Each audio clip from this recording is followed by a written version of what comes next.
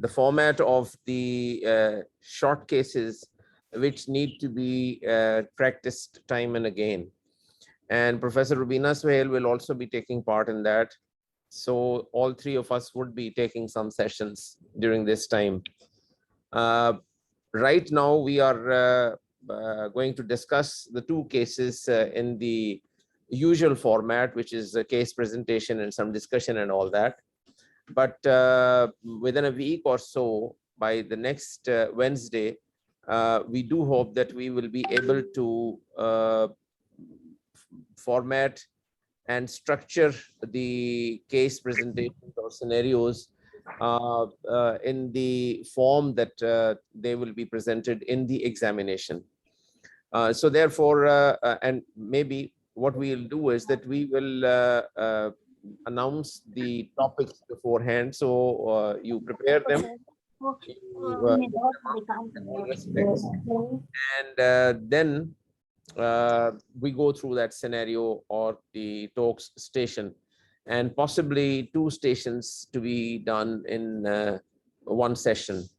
We'll see whether we are able to do two or we just keep to that one session. Anyway, today's session is going to be the usual stuff, not the structured thing. जी सारा आपने present करना है?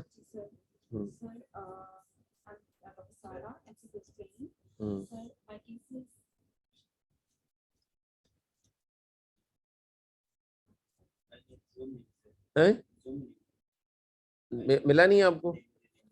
अच्छा, लेकिन आवाज किस तरह, आवाज तो आ रही है, हमारी जा रही है। अच्छा, एक मिनट में प्रेजेंटेशन यहाँ से कर देता हूँ ना। अब आपकी प्रेजेंटेशन आपने केसेस की हुई है या क्या किया हुआ? केस किया हुआ, वही जो केस है। एक मिनट, हाँ यही वाला है ना।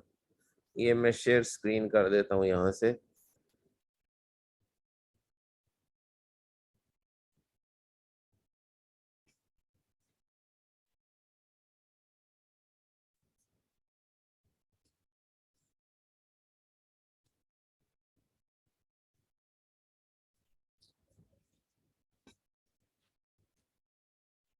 गड़बड़ कुछ ना कुछ हर हमेशा हो ही जाती है। चलिए जी, this is the case. 32-year-old female married for 4 years, para 0+1, had missed abortion at 8 weeks of gestation. आप जरा ऊंचा, आपको आवाज आ रही है? लोग वो गायब हो गए जो थे इधर? नहीं सर, नहीं, आवाज नहीं आ रही सर, प्रेजेंटर की आवाज नहीं आ रही। इधर सारा तुमने बच्चा इसमें बोलना, ये जरा मेज इधर कर दें। ये बाकी लोग हैं, क्योंकि हमारी स्क्रीन जो है वो उस पर कुछ नहीं आ रहा। यहाँ की स्क्रीन जो है, इमरान शफी, ये आए किसी दिन आके ना आप खुद इसको जरा इसको स्ट्रीमलाइन करो। जी sir. We have a new person and it all starts all over again. ठीक हो गया। 32-year-old female married for 4 years, para 0+1, had missed abortion at 8 weeks of gestation, followed by suction evacuation in November 2021. अब आवाज आ रही है सही? Yes sir. Presented with amenorrhea. Yes sir, अभी आ रही है। सर आवाज नहीं आ रही है आपकी। मोस्टली आ रही है डॉक्टर, जिनको नहीं आ रही हो अपना नेट चेक करें। Voice is clear. Thank you. Thank you. Presented with amenorrhea. बहुत कम आ रही है। Previously, she had regular cycle of 5/28 days with average flow. Her ultrasound showed introverted normal size uterus with thin endometrial lining of 4 mm and both ovaries were of normal size.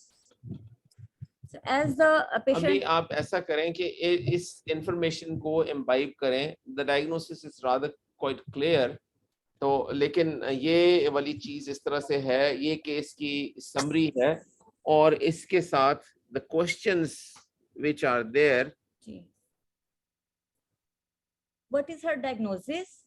Question number 1. Question number 2 is, what is your management plan? Question number 3 is, how will you address her fertility concerns?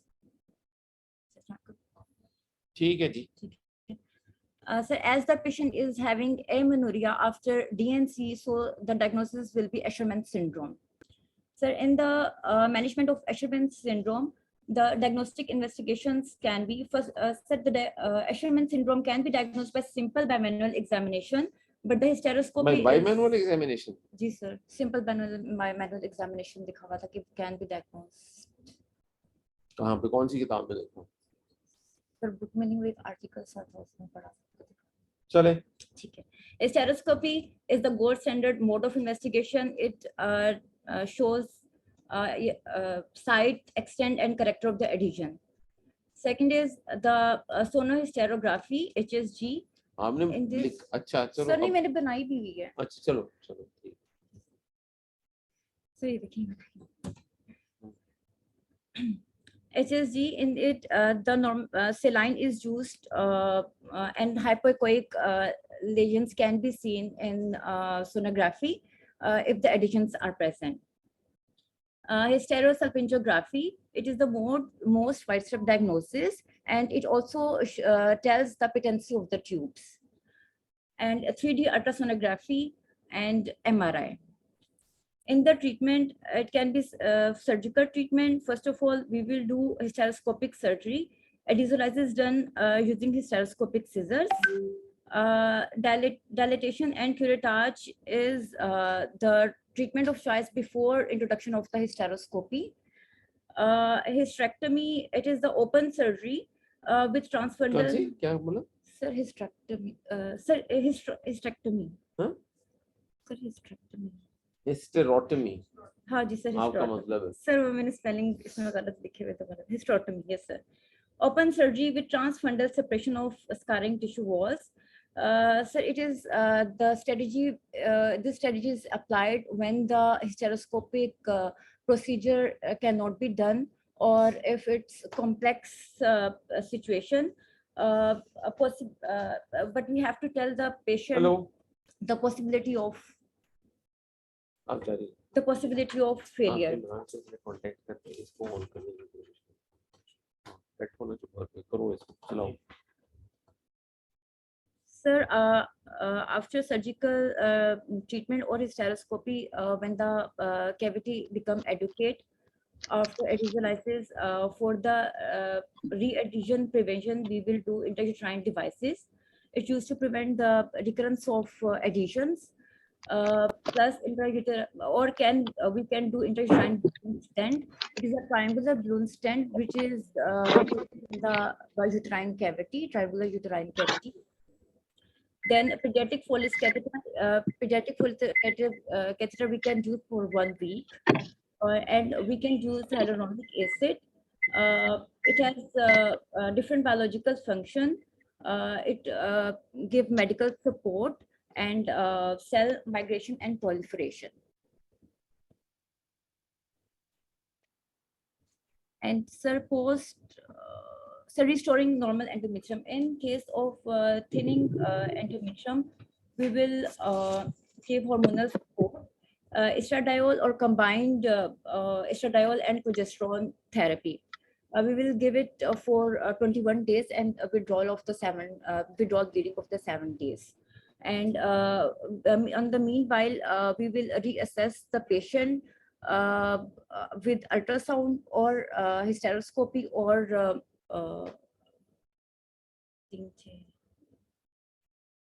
चलो ठीक है. Right.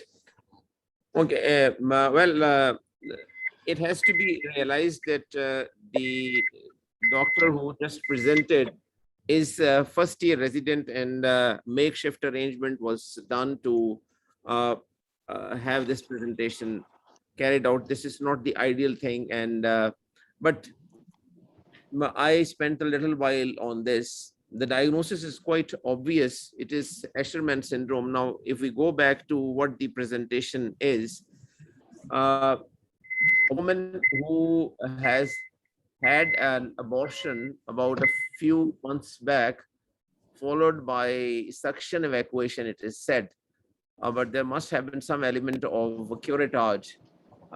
And following that, this is a typical case of intrauterine adhesions, which are known as Asherman syndrome. the history is suggestive. I wouldn't agree with this thing that the physical examination will reveal or will point towards the diagnosis. That is not really on. I have prepared a few slides, and I will at the end also suggest a few articles which quite comprehensively cover the subject. Now, intrauterine adherence, this is important to know a little bit about the history. And just look at the foresight of the people, that it was more than a century, actually 128 years ago, that intrauterine adherence were first described by someone called Fritsch in 1894. And in 1950, Asherman, after whose name this syndrome goes, he described a series of 29 cases in which there were, he had suspected and diagnosed adherence within the uterine cavity following some procedure. Since then, it is now quite well-known condition, and I'm sure that as soon as someone comes with secondary amenorrhea, and particularly with a history of previous intrauterine intervention, the one of the foremost diagnosis which comes to mind would be Asherman syndrome, especially in the reproductive years of life. Since it's difficult to actually calculate the prevalence or incidence of this condition, how common it is. It depends so much on the practices which are carried out by the health professionals, and also by those who are not properly trained for that. And one of the reasons that WHO quite a few years ago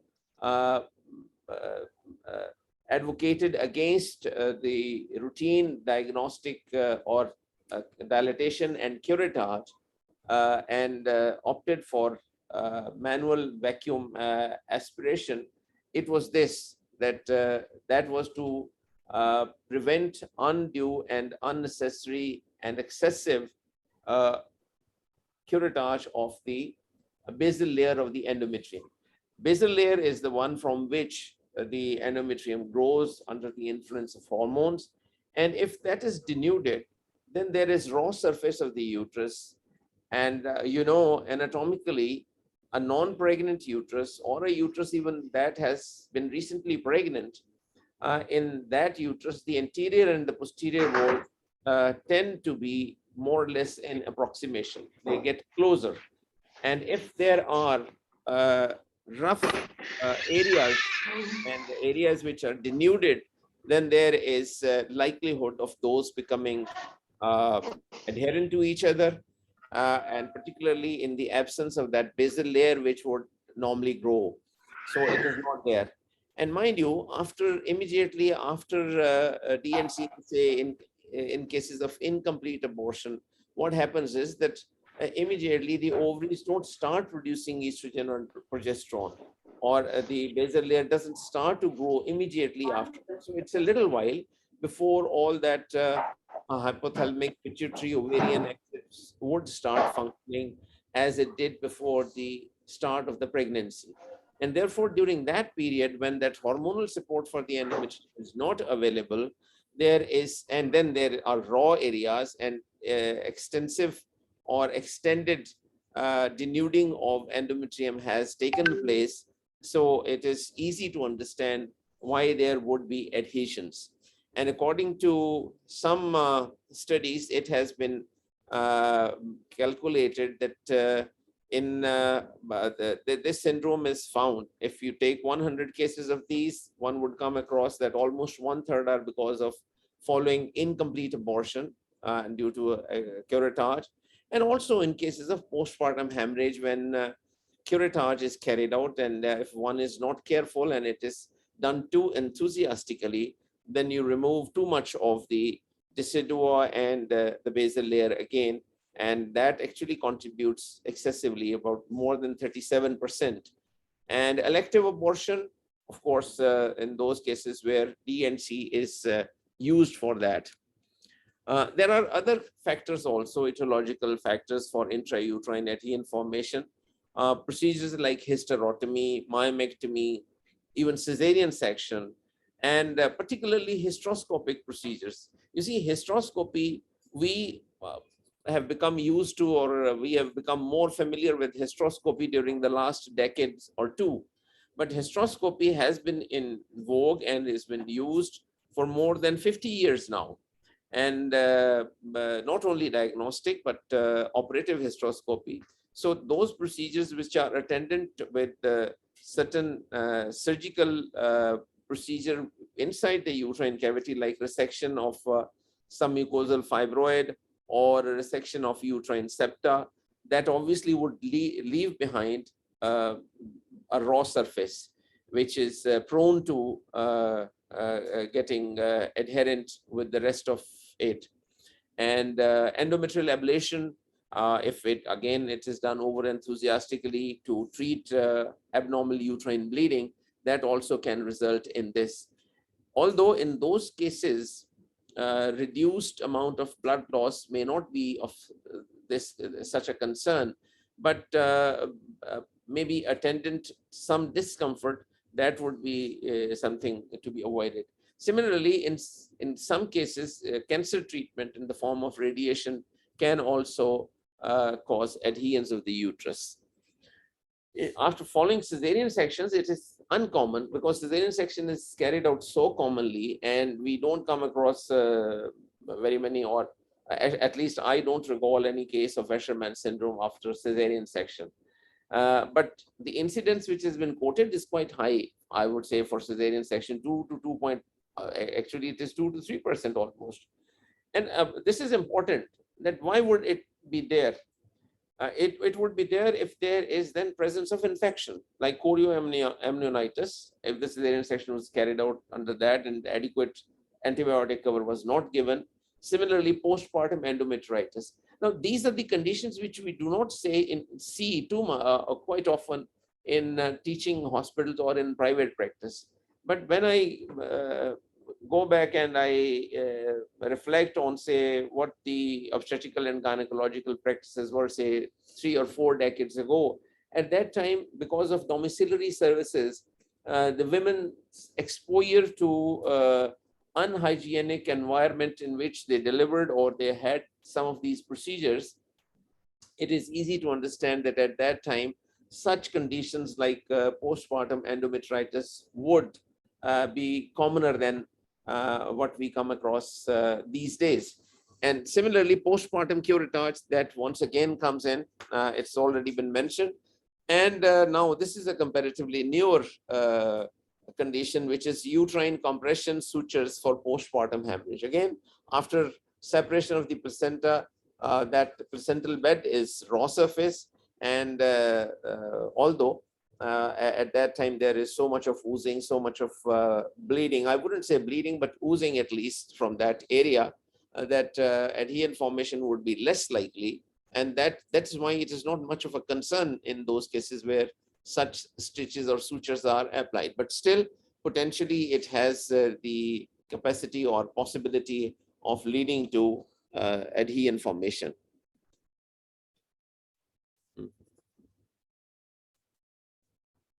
So as already said, that the basal layer damage leads to partial or complete obliteration of the uterine cavity with surface deficiencies of the endometrium.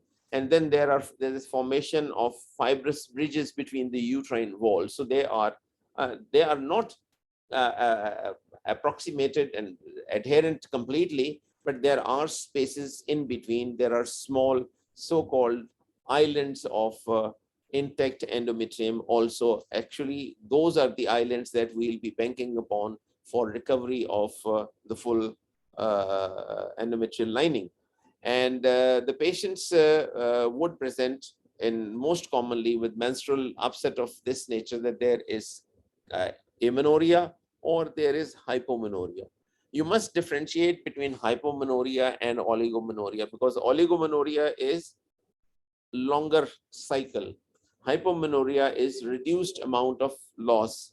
So hypomenorrhea would obviously be there, that is understandable, and or amenorrhea. And well, less commonly the patients, because the primary complaint, of course, is the amenorrhea or hypomenorrhea, but then less commonly would be infertility or recurrent pregnancy loss. Again, has also been written. That is that if there is not enough of growth of endometrium and decidua formation to keep the pregnancy intact, perhaps it could be. But it's difficult to really ascribe Asherman syndrome to this. Diagnosis history will be typical in most of the instances, that there would be history of some previous procedure and with attendant possibility and potential of infection, and less than adequate antibiotic cover, or when this patient presented, actually this patient presented in my clinic, and the same day there was another patient. This patient had her D and C in the periphery, but the same day another patient presented who had hysteroscopic uterine evacuation or something in this hospital by another consultant, and she also presented with more or less the same features. So history is important in this. Examination actually doesn't lead you anywhere. It doesn't show you anything, because the uterus would be of normal size, and it wouldn't result in generalized pelvic adherence, because the procedure is usually limited to the uterine cavity, and any abnormality, whatever happened, would have happened there. But if the infection was so overwhelming that it involved most of the pelvic cavity, then of course there would be signs not only of this, but there would be features of acute pelvic inflammatory disease, acute PID or chronic PID superimposed on acute, etc., etc.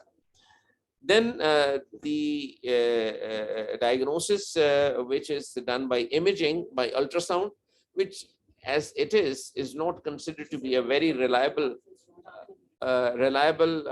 method of visualizing or imaging. But if it is combined with the saline infusion, which is known as sonohysterogram, that would be a better option, because that would show to an experienced eye features which are suggestive of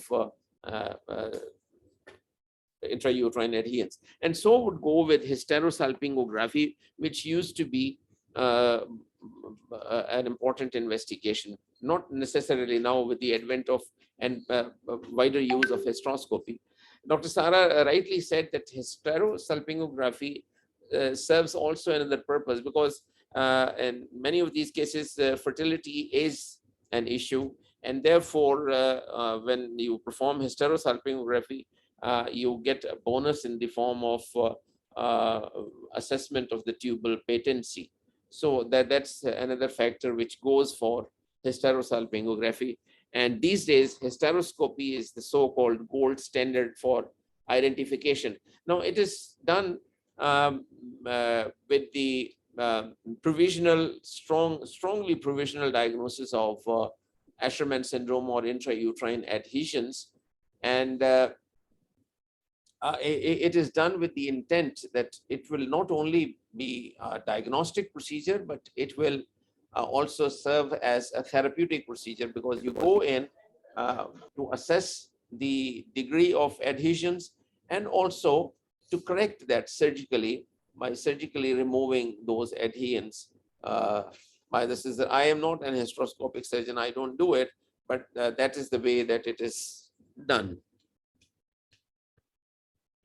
Then what would be the objectives of the treatment? Of course, there are two things which are affected by this. One is the menstrual function because of absence of periods, and also because of the reduced amount of bleeding, and then also the reproductive function. And the aim of the treatment would be to restore the uterine cavity to its physiological condition, which is that there is intact endometrium which is capable of responding to hormones. And therefore, lysis of adherents under direct vision with hysteroscope, prevention. And then, of course, when you do that, when you cut those adherents, there is every likelihood of those adherents reforming.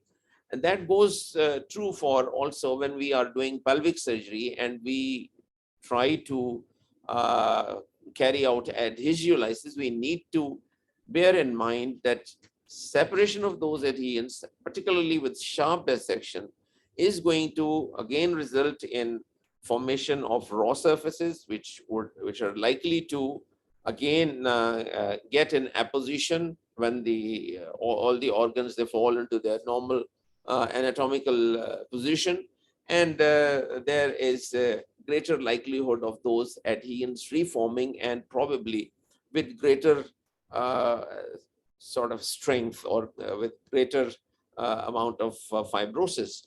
So therefore, it is important that when these adhesions are lysed, there are measures which are taken to prevent reformation of these adhesions. And one should help in promotion of healing process, and which is done to separate or keep the two layers separated. Of course, it has to be something which will be intervening between the two layers.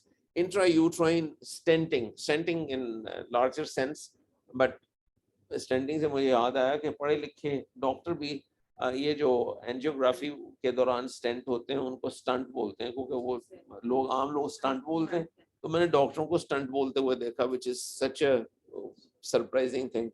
So anyway, ये इसको stent ही बोलो. So intrauterine stenting means that there is something which is intervening, which is preventing them from getting closer together and getting blocked. And of course, for regeneration of endometrium, you need to provide the hormonal push, considering that the physiological amounts of hormones produced by the ovaries may not be enough. So you add them on, and trying to make sure that the endometrium gets the maximum amount of estrogen, which is reasonable, within reasonable proportions for its regeneration. And then some would, if required, would perform a follow-up hysteroscopy to assess the architecture of the uterine cavity, or carry out hysterosalpingography.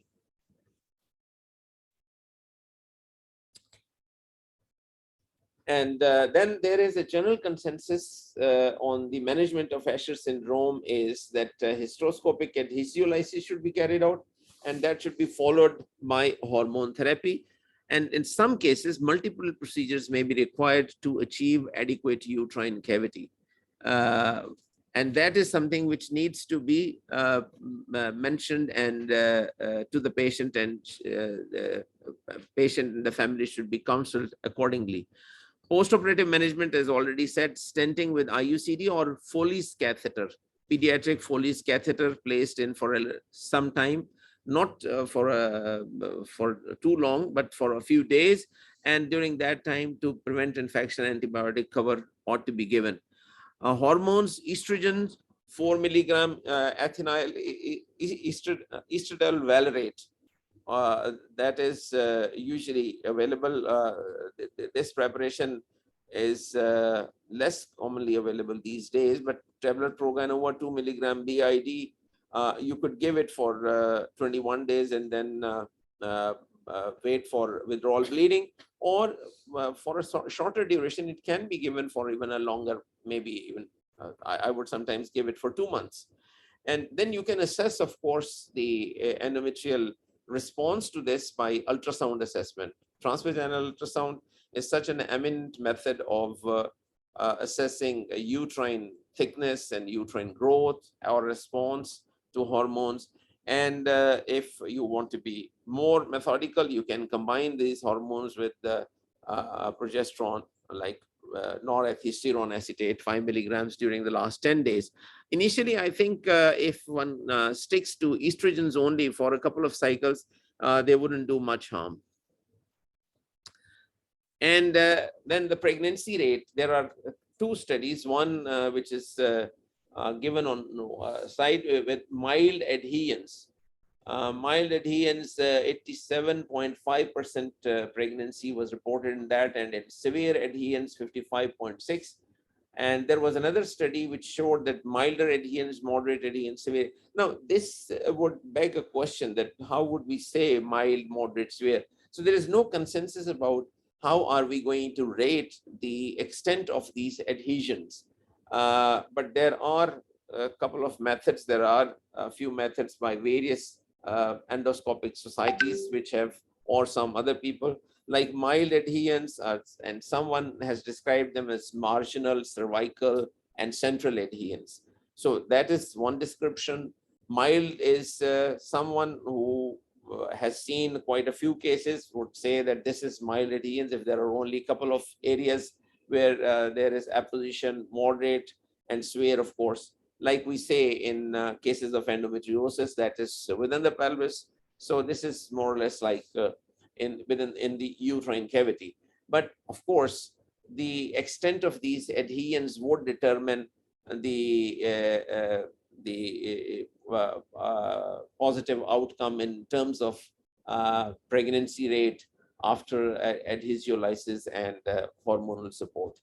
So this is it. And she also made a comment about hyaluronic acid, and there is another substance, some kind of gel that to be placed at the time of hysteroscopy to prevent adhesion formation. So you can pass in a mechanical barrier like a stent or IUCD or a Foley's catheter, and also to supplement that, that area may be covered with some gel or something, and that hyaluronic acid, which is generally considered to be a substance which prevents adhesion formation. So that can again be instilled through that Foley's catheter if that is used as a stent. So that's you, but there aren't any definitive positive reports about the prevention of adherence or their role in that. But one would want to, in such instances, carry out those measures which theoretically at least seem to be providing some support to the management, which results in the achievement of the objectives. So those can be utilized. So this is it. I will suggest a couple of articles which I will post on the group of trainees group on WhatsApp, and I'm sure that the rest of the people can take advantage of those. Thank you very much. Any questions? Sir अस्सलाम वालेकुम हाँ जी, sir अस्सलाम वालेकुम वालेकुम अस्सलाम। Sir ये एक question पूछना था, जो आपने हार्मोनल ट्रीटमेंट का कहा कि 21 डेज दे के आप विथड्रॉल ब्लीड कराएं, इसके कितने साइकिल देने हैं, और 2 मंथ्स का दे के कॉन्टिन्यूस प्रोगाइनोवा का दे के फिर कितने साइकिल्स के लिए उसको कहना है कि वो वेट करे फॉर द कंसेप्शन? देखिए, when I said 2 months, that is for once or twice. Beyond that, I would not really risk myself to the exposure of criticism that I am unduly exposing the endometrium to estrogenic influence.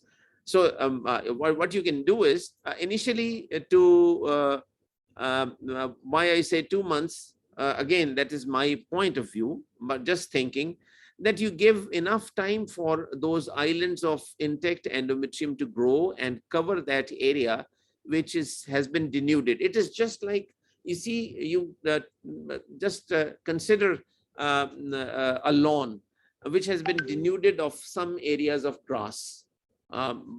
If you leave a large piece of furniture, garden furniture on the lawn, sunlight wouldn't be there, and when you see that that patch of grass is it's brownish, and when you remove that furniture, then grass takes a little time from growing over from the margins and covering that area.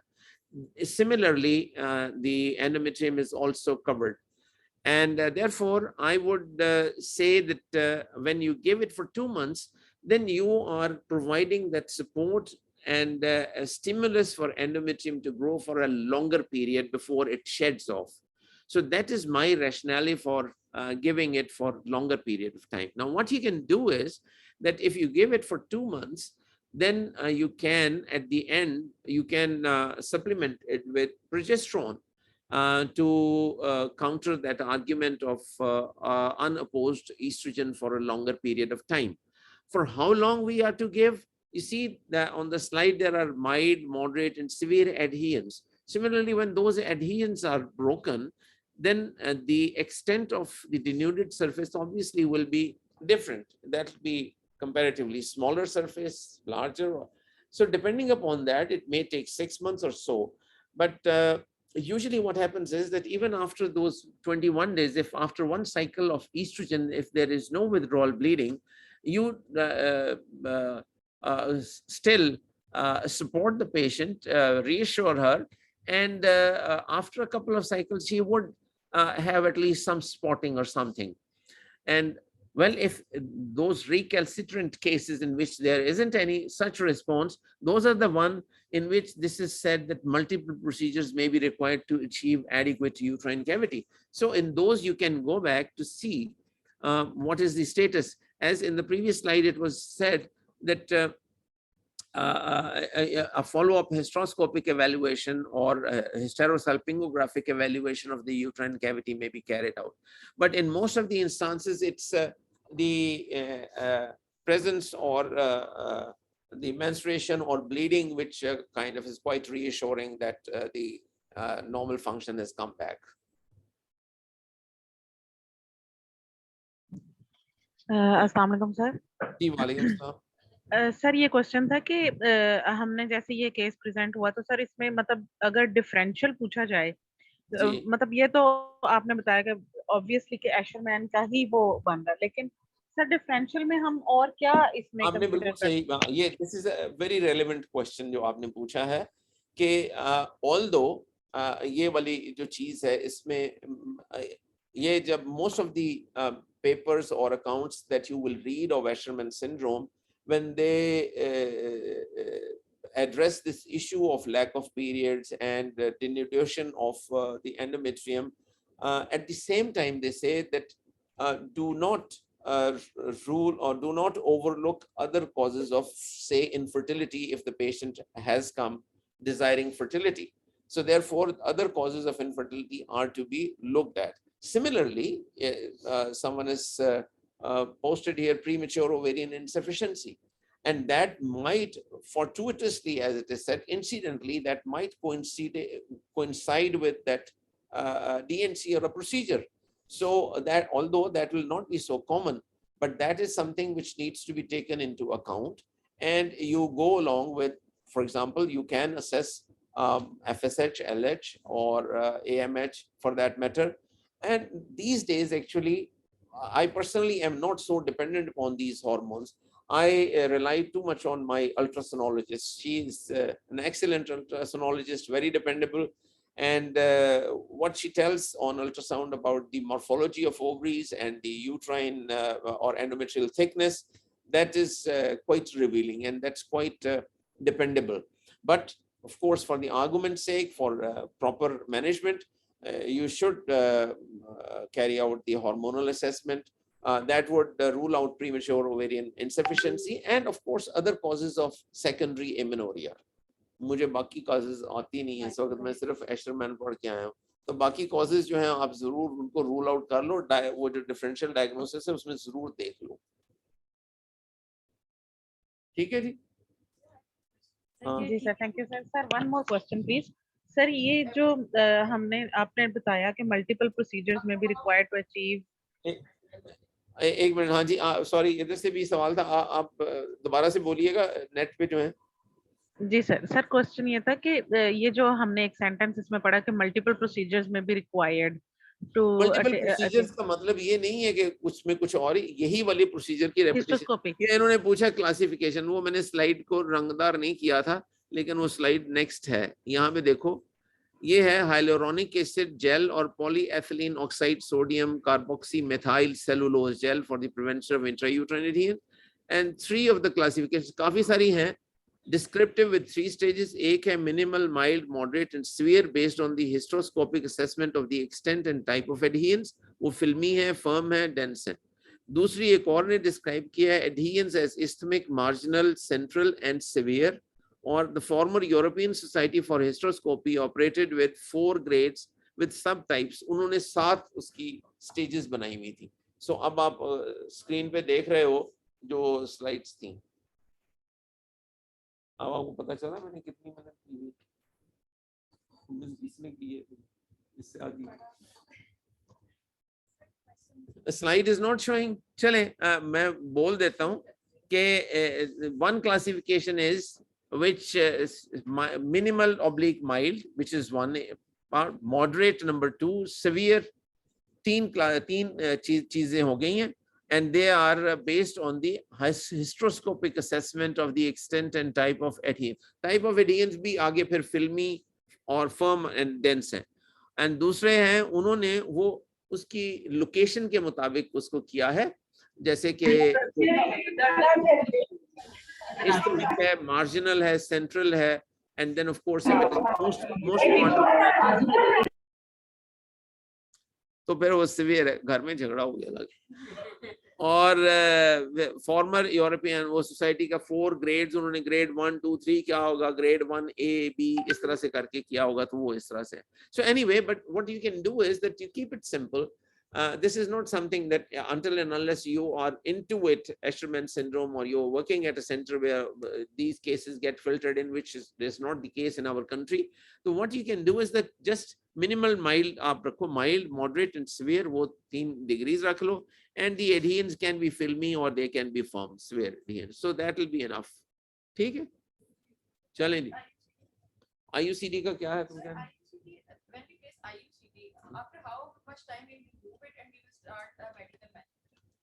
Medical management अगर IUCD जब दिया है तो hormonal support तो साथ ही देनी होगी। Hormonal support इसलिए है कि आप उसको पुश कर रहे हो, और सो इट इज नॉट कि आइदर IUCD और हार्मोनल, ये दोनों चीजें आप साथ ही दोगे।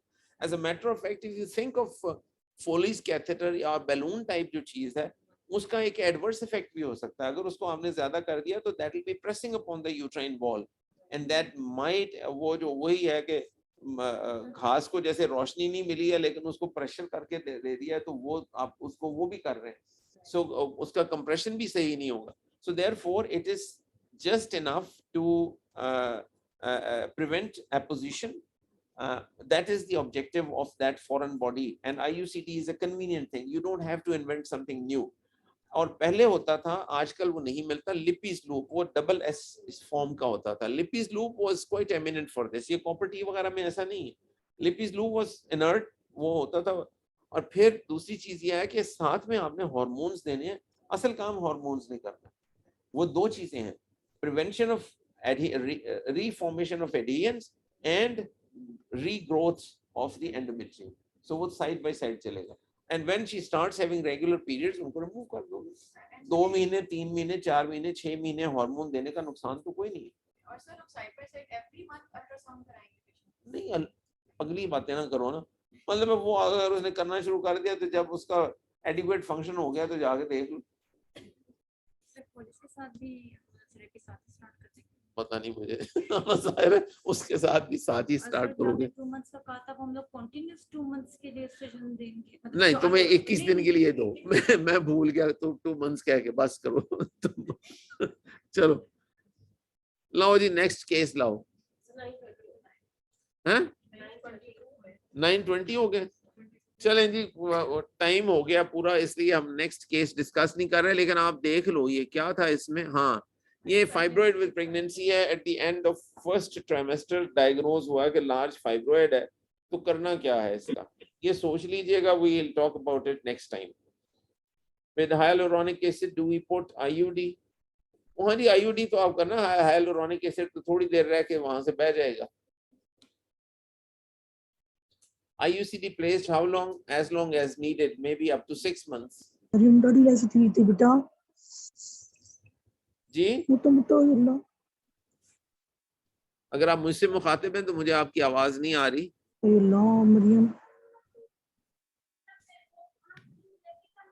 बुलाओ उससे चले।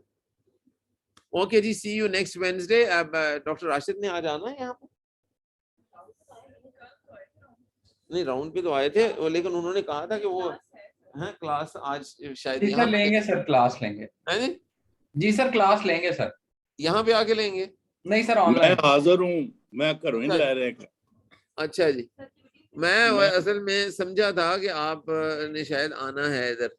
यार मैं सोच रहा अगले वेडनेसडे तो इतने आके लूंगा है जी, हाँ ठीक है जी। तो मैंने ऑर्गेनाइज नहीं किया लेकिन अगली दफा तेरे नाल उत्ते बैठ के लूंगा।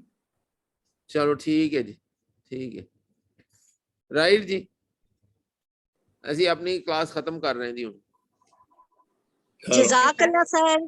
Always Thank be you, sir. happy. Thank you so much. Ameen. Allah Hafiz. Allah Hafiz, sir. Thank you, Thank you. हाफिज जी।